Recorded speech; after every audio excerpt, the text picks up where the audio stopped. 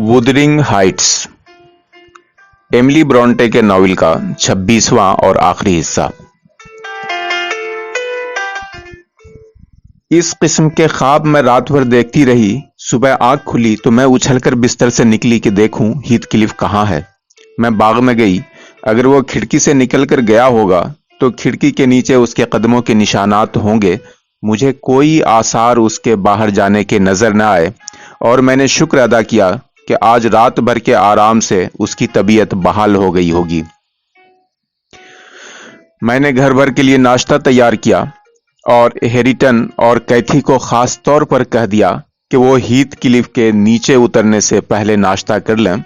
उन्होंने बाहर सेब के दरख्तों के पास बैठकर नाश्ता करना चाहा।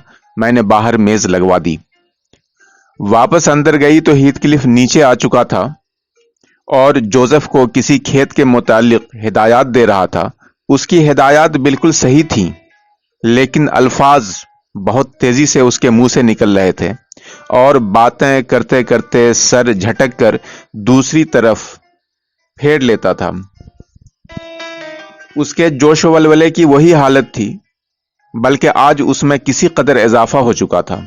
जोसेफ चला गया तो हीथक्लिफ अपनी पसंदीदा कुर्सी पर बैठ गया और मैंने उसके आगे कॉफी का प्याला रख दिया। उसने प्याला उठाकर अपने पास कर लिया, फिर मेज पर बाजू रखकर सामने वाली दीवार पर निहायत ज़ौक़ शौक से किसी खास चीज को देखने लगा। उसकी चमकती हुई बेचैन आंखें कभी ऊपर जाती कभी नीचे। वो इस कदर खो गया था कि आधे मिनट तक दम साधे दीवार पर किसी चीज को देखता रहा। मैंने कहा, लो बस अब कुछ खा पी लो, 1 घंटा हो गया है और सब कुछ ठंडा हो रहा है। वो मुस्कुराता रहा जैसे उसने मेरी बात सुनी ही नहीं। मैंने कहा, हीथक्लिफ खुदा के लिए यूं आंखें फाड़ फाड़ के दीवार को न घूरो जैसे वो गैर मरी चीज दिखाई दे रही हो। वो बोला, खुदा के लिए इतनी ऊंची आवाज में मत चिल्लाओ, क्या कमरे में सिर्फ हम दोनों हैं? जी हां, मैंने जवाब दिया। उसने हाथ से मेज पर पड़ी हुई नाश्ते की चीजें इधर उधर करके जगह खाली की और वहां केहनियां टिकाकर और भी ज्यादा गौर से उस चीज को देखने लगा। अब जो मैंने गौर से देखा तो वो दीवार को नहीं देख रहा था, बल्कि दीवार से उधर सिर्फ 2 गज के फासले पर उसे कोई चीज नजर आ रही थी। ये जो कुछ भी था उसे देखकर हीथक्लिफ में बैक वक्त इंतहाई खुशी और इंतहाई तकलीफ और दर्द के जज्बात पैदा हो रहे थे। जो कुछ उसे दिखाई दे रहा था वो एक जगह साकिन न था, बल्कि हीथक्लिफ की आंखों की हरकतों से पता चलता था कि वो चीज मुतहर्रिक है और हीथक्लिफ उसे लगातार देखने की कोशिश में मसरूफ था। मेरी बात का जवाब देते हुए भी उसकी आंखों ने उस चीज का पीछा न छोड़ा। मैंने उसे बार बार कहा कि वो कुछ खा ले। मेरे कहने से उस पर असर जरूर होता। वो नाश्ते की तरफ हाथ बढ़ाता, लेकिन आंखें उसी चीज पर मरकूज रहती। वो बढ़ा हुआ हाथ वापस खींच लेता। उसे खाने पीने की कुछ होश न थी। जब मैं काफी देर तक उसे खाने पीने के लिए कहती रही तो उसके चेहरे पर नाराजगी के आसार पैदा हुए। वो उठते हुए बोला, तुम मुझे आराम और तसल्ली से खाना क्यों नहीं खाने देती? ये क्या जरूरी है कि मेरे नाश्ते के दौरान तुम मौजूद रहो? आइंदा नाश्ता रखकर चली जाया करो, इंतजार करने की जरूरत नहीं। यह कहकर वो घर से निकला और बाग में से होता हुआ गायब हो गया। शाम हो गई लेकिन वो न आया। रात तक न आया। मैं सोने की कोशिश करती लेकिन मुझे नींद न आती। वो आधी रात के बाद वापस आया और ऊपर अपने कमरे में जाने की बजाय निचले कमरे में अपने आप को बंद कर लिया। मुझसे रहा न गया। बजाय इसके कि मैं अपने दिमाग पर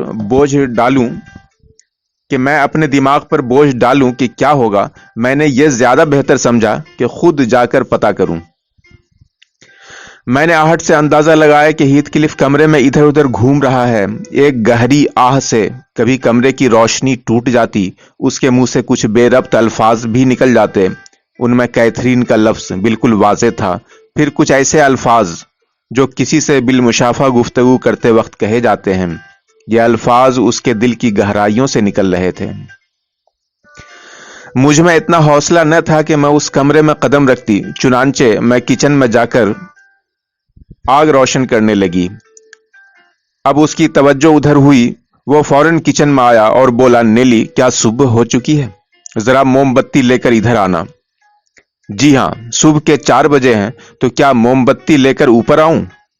نہیں نہیں، ہیتھ کلف بولا، میں اوپر نہیں جانا چاہتا، اسی نیچے والے کمرے کو ذرا گرم کر دو، آگ جلاؤ، روشنی کر دو۔ بہتر، میں ذرا کوئلے دہکا لوں پھر لے کر آتی ہوں، میں نے کہا۔ لیکن وہ وہیں ادھر ادھر پھرتا رہا۔ اس کے منہ سے آہیں اس قدر تیزی سے نکل رہی تھیں کہ اس کا سانس رکتا ہوا محسوس ہوتا تھا۔ صبح ہوتے ہی میں گرین وکیل کو بلوا بھیجوں۔ میں نے ابھی تک اپنی وصیت بھی نہیں لکھوائی۔ سوچتا ہوں اس ساری جائیداد کو کس کو سونپوں؟ کاش میں اس جائیداد کو صفحہ ہستی سے مٹا سکتا۔ میں نے کہا، ہیتھ کلف، وصیت وغیرہ کو اس وقت چھوڑو، ابھی تمہارے پاس کافی وقت ہے۔ اس وقت تو تم پوری طرح اعصاب زدہ ہو، لیکن اس میں کسی کا قصور نہیں، یہ سب تمہارا اپنا کیا دھرا ہے۔ یہ 3 دن تم نے جس طرح گزارے ہیں وہ تو مضبوط سے مضبوط اعصاب کے انسان کو پچھاڑنے کے لیے کافی تھے۔ کچھ کھا پی لو، آرام کر لو، ذرا شیشے میں تو دیکھو، گالیں اندر کو پچک گئی ہیں، آنکھوں میں خون اترا ہوا ہے، جیسے کسی کو کھانے نہ ملا ہو یا نیند کی کمی ہو۔ وہ بولا، میں تمہیں یقین دلاتا ہوں نیلی کہ اس میں میرا کچھ قصور نہیں۔ نہ میں کھا سکتا ہوں نہ آرام کر سکتا ہوں، تم سمجھ رہی ہو؟ میں یہ سب کچھ کسی منصوبے کے تحت کر رہا ہوں۔ بہت غلط سمجھ رہی ہو تم۔ ارے میں تو موقع ملتے ہی کھاؤں گا اور سوؤں گا بھی۔ لیکن تم ایک ایسے آدمی کو آرام کا مشورہ دے رہی ہو جو پورا سمندر عبور کر کے اب کنارے سے 1-2 ہاتھ ہی پر تو رہ گیا ہے۔ پہلے مجھے کنارے پر تو پہنچ لینے دو، پھر آرام کروں گا۔ گرین وکیل کو رہنے دو۔ اور جو تم نے میری بے انصافیوں کا ذکر کیا ہے، تو میں نے ایسا کچھ نہیں کیا۔ نہ میں نے کوئی بے انصافی کی ہے، نہ پچھتا رہا ہوں۔ میری روح کی خوشی اپنی انتہا کو پہنچ کر میرے جسم کو ادھیڑ رہی ہے، لیکن خود مطمئن نہیں، نہ جانے کیوں۔ میں چلائی، خوشی؟ عجیب خوشی ہے یہ جس نے تمہیں تیگنی کا ناچ نچایا ہوا ہے۔ اگر تم ناراض نہ ہو اور میری بات پر دھیان دو تو میں تمہیں بتاتی ہوں خوش ہونے کا طریقہ۔ بتاؤ۔ تم جانتے ہو ہیتھ کلف، 13 سال کی عمر سے تم خود غرضی اور خود پسندی کی زندگی گزارتے چلے آ رہے ہو۔ میں نے زندگی بھر تمہارے ہاتھوں میں بائبل نہیں دیکھی۔ تمہیں تو یہ بھی یاد نہ رہا ہوگا کہ اس مقدس کتاب میں لکھا کیا ہے۔ کیا یہ بہتر نہیں ہوگا کہ کسی عالم دین کو بلوا کر اس سے سنو کہ اس میں کیا کہا گیا ہے؟ اور تم تمام عمر صحیح راستوں سے بھٹکے رہے ہو اور جنت سے کس قدر دور ہو چکے ہو۔ مرنے سے پہلے اللہ سے اپنے گناہوں کی معافی مانگنی چاہیے۔ لو، تمہاری اس بات نے مجھے ایک اہم بات یاد دلا دی، ہیتھ کلف بولا۔ اس بارے میں تم سے زیادہ کسی کو قابل اعتماد نہیں سمجھتا۔ موت کے ذکر نے مجھے یاد دلا دیا کہ میں تمہیں اپنی تجہیز و تکفین کے متعلق وصیت کر لوں۔ میرا جنازہ شام کے دھندلکے میں قبرستان لے جایا جائے گا۔ تم اور ہیریٹن چاہو تو ساتھ جا سکتے ہو۔ کسی پادری کی کوئی ضرورت نہیں۔ البتہ یہ فرض میں تم پر عائد کرتا ہوں کہ لاش کے بکسوں کے متعلق جو ہدایات میں نے گورکن کو دی ہیں ان پر پورا عمل ہو۔ میں تمہیں بتا چکا ہوں کہ مجھے میری جنت مل گئی ہے، اب مجھے اور کچھ نہیں چاہیے۔ میری بلا سے سب جائیں بھاڑ میں۔ مجھے اس کے ان خیالات سے بڑا دکھ ہوا اور میں نے اسے ٹوکتے ہوئے کہا، اگر تم اسی طرح بھوکے مر گئے اور لوگوں نے تمہیں قبرستان میں دفن نہ ہونے دیا، پھر کیا بنے گا تمہاری وصیت کا؟ وہ بولا، نہیں نہیں، وہ ایسا نہیں کریں گے، اور اگر بفرض محال انہوں نے ایسا کیا تو یہ تمہارا فرض ہوگا کہ تم میری لاش کا بکس خفیہ طور پر وہیں پہنچاؤ جیسا میں نے اپنی وصیت میں لکھا ہے۔ اگر تم نے ایسا نہ کیا تو جانتی ہو کیا ہوگا؟ میری روح یہیں بھٹکتی پھرے گی اور میں تم پر آسیب بن کر سوار ہو جاؤں گا۔ یا اللہ میری مدد کر۔ میرے منہ سے بے اختیار نکل گیا۔ اب گھر کے دوسرے فرد اٹھ کھڑے ہوئے تھے۔ ہیتھ کلف اپنے کمرے میں چلا گیا اور میں نے سکھ کا سانس لیا۔ لیکن بعد دوپہر جبکہ ہیریٹن اور جوزف باہر کام پر گئے ہوئے تھے، ہیتھ کلف کچن میں آ گیا۔ اس کی آنکھوں سے وحشت برس رہی تھی اور وہ چاہتا تھا کہ میں چل کر اس کے ساتھ کمرے میں بیٹھوں۔ میں نے اسے صاف طور پر بتا دیا کہ اس کی عجیب و غریب گفتگو اور حرکات سے میں بہت خوفزدہ ہوں اور میں بالکل اس کے پاس جا کر نہیں بیٹھوں گی۔ وہ بولا، तुम शायद मुझे कोई बदरूह समझती हो। भला इस किस्म की उम्दा छतों के नीचे बदरूहें भी होती हैं? कैथी उसे देखते ही मेरे पीछे छुप गई थी। अब हीथक्लिफ ने उसे मुखातिब किया, क्या तुम मेरे पास बैठोगी कुछ देर के लिए? मैं तुम्हें बिल्कुल कुछ नहीं कहूंगा। नहीं। हाँ, तुम क्या आओगी मेरे पास? मैं तो तुम्हारे लिए शैतान से बढ़कर हूं। और कौन बैठेगा मेरे पास? हाँ, हैरिटन बिल्कुल नहीं घबराएगा मेरे पास बैठने से। लेकिन नहीं, वो भी नहीं। अब उसे किसी साथी की जरूरत न थी। वो अपने कमरे में चला गया और कुंडी अंदर से बंद कर ली। रात फिर हमने उसे अपने आप से बड़बड़ाते और कराहते सुना। सुबह को भी वो बाहर न निकला तो हैरिटन काफी बेचैन हुआ। वो दस्तक देकर अंदर जाना चाहता था, लेकिन मैंने उसे ऐसा करने से मना कर दिया और हिदायत की कि वो डॉक्टर कैंथ को बुला लाए। डॉक्टर आया तो हमने बहुतेरी कोशिश की कि हीथक्लिफ कुंडी खोले, लेकिन वो दरवाजे के पास आकर चिल्लाया कि मैं बिल्कुल ठीक हूं, मुझे किसी डॉक्टर की जरूरत नहीं। डॉक्टर वापस चला गया। हम बेबस थे। शाम को बारिश शुरू हो गई। रात भर बारिश होती रही। सुबह मैं सैर के लिए निकली तो हीथक्लिफ के कमरे की खिड़की को खुले पाया। खिड़की का पट हवा के जोर से झूल रहा था। मैं सोचने लगी कि वो बिस्तर में हरगिज नहीं हो सकता। रात भर बारिश से बिस्तर तो पानी से भर गया होगा। वो या तो कहीं बाहर निकल गया होगा या कमरे में किसी और जगह होगा। इस गो मगो की कैफियत को खत्म करके मैंने फैसला किया कि बराह रास्त जाकर देखूं। मेरे गुच्छे में से एक चाबी उस कमरे के ताले को लग गई। कमरा खाली दिखाई देता था। मैंने भाग भाग कर तमाम खिड़कियां खोल दी। अब जो रोशनी हुई तो क्या देखती हूं कि हीथक्लिफ अपने बिस्तर पर लेटा हुआ है। उसकी आंखों में इंतहाई खौफनाक चमक थी और वो मुस्कुरा रहा था। मैं उसे हरगिज मुर्दा न समझी, लेकिन उसका चेहरा बारिश के पानी से धुला हुआ और बिस्तर पानी में भीगा हुआ था। वो बिल्कुल बेहिसो हरकत पीठ के बल लेटा हुआ था। खिड़की के उस पट ने जो रात भर झूलता रहा था, उसका एक हाथ जख्मी कर दिया था। मैंने जख्म पर हाथ रखा। खून के चंद ही कतरे बाहर निकले थे जो अब तक जम चुके थे। मेरे हाथ लगाने पर भी उसमें कोई हरकत न हुई तो मैं समझ गई कि वो उम्र भर की तकलीफ और जंदाने वजूद से निजात पा गया है। हीथक्लिफ मर चुका था। मैंने खिड़की बंद की। उसकी पेशानी पर चिपके हुए गीले बाल कंघी से संवारे। उसकी आंखें, जिनमें से जिंदगी अब तक झांक रही थी, बंद करने की कोशिश की, लेकिन वो बंद ही न हो रही थी। वो मुझे घूर रही थी। उसके खुले हुए होंठों में से दांत दिखाई दे रहे थे। मुझे एकदम खौफ ने आ लिया। मैंने जोसेफ को आवाज दी।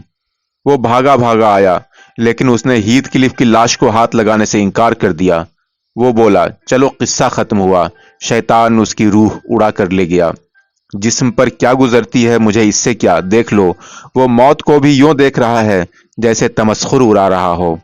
यह कहकर वो घुटनों के बल जमीन पर बैठ गया, हाथ ऊपर उठाए और अल्लाह ताला का शुक्र अदा करने लगा कि मजलूमों की हक रसी हुई और जालिम चला गया। मुझे इस झटके से बहुत सदमा हुआ। उसका बचपन, लड़कपन, नौजवानी और उनसे मुतल्लिका वाकयात एक एक करके सामने आ गए और मेरी तबीयत बहुत ही बोझल हो गई। लेकिन हैरिटन, जिसके साथ उम्र भर ज्यादती हुई थी, तमाम रात लाश के पास बैठा रोता रहा और सब उसकी लाश के पास जाते हुए डरते थे, लेकिन हैरिटन उसके हाथ चूमता रहा और खौफनाक चेहरा भी। डॉक्टर कैंथ बड़े चक्कर में था कि यह मौत क्यों कर वाकई हुई। मैंने जानबूझकर डॉक्टर से यह बात खुफिया रखी कि उसने 3-4 दिन से कुछ न खाया था, वरना और उलझनें पैदा होती। वैसे मुझे यकीन था कि उसकी मौत भूख की वजह से नहीं हुई, बल्कि उसकी अजीब व गरीब बीमारी की वजह से उसकी भूख जाती रही थी। हमने उसे ऐन उसकी वसीयत के मुताबिक दफन किया। हैरिटन और मेरे अलावा गोरकन और 6 आदमी थे जो बक्स उठाकर कब्रिस्तान तक ले गए। ये 6 आदमी उस वक्त वापस हो गए जब बक्स कब्र में उतार दिया गया। हम वहां रुककर बक्स पर मिट्टी पड़ते देखते रहे। हैरिटन ने चंद सब्ज पौधे उसकी कब्र पर रखे और हम दोनों भी वापस आ गए। हमें यकीन है कि हीथक्लिफ को अब अब्दी करार आ गया होगा और वो आराम की नींद सो गया होगा। लेकिन यहाँ इर्द गिर्द के देहाती बाइबिल पर कसम उठाते हैं कि उन्होंने हीथक्लिफ को जिंदा घूमते फिरते देखा है। किसी ने उसको कब्रिस्तान के करीब देखा, किसी ने घाटी पर। इस घर में भी वो दिखाई दिया है। मैं तो इन बातों में यकीन नहीं रखती, लेकिन बुढ़ा जोसेफ कसम खाता है कि जब भी रात को बारिश होती है और सुबह वो खिड़की खोलता है तो हीथक्लिफ और कैथी दोनों सामने घाटियों पर घूमते फिरते दिखाई देते हैं। और पिछले माह मेरे साथ एक अजीब वाकया पेश आया। मैं एक दिन शाम को ग्रेंज जा रही थी। बिजली चमक रही थी, बादल गरज रहे थे, लेकिन अभी बारिश शुरू न हुई थी। वुदरिंग हाइट से ग्रेंज जाते हुए जो पहला मोड़ है, वहां मैंने एक छोटे से लड़के को एक भेड़ और उसके 2 बच्चे हाँक कर ले जाते देखा। वो ज़ारो क़तार रो रहा था, गालिबन इसलिए कि भेड़ और उसके बच्चे कोशिश के बावजूद आगे न चल रहे थे। मैंने पूछा, क्या बात है बेटे, रोते क्यों हो? वो रोते हुए बोला, वो सामने दरख्त के नीचे हीथक्लिफ है और उसके साथ एक औरत भी। मेरा हौसला नहीं पड़ रहा कि आगे जाऊं। मुझे तो वहां कुछ दिखाई न दिया, लेकिन भेड़, उसके दोनों बच्चे और खुद लड़का एक कदम भी आगे न उठा रहे थे।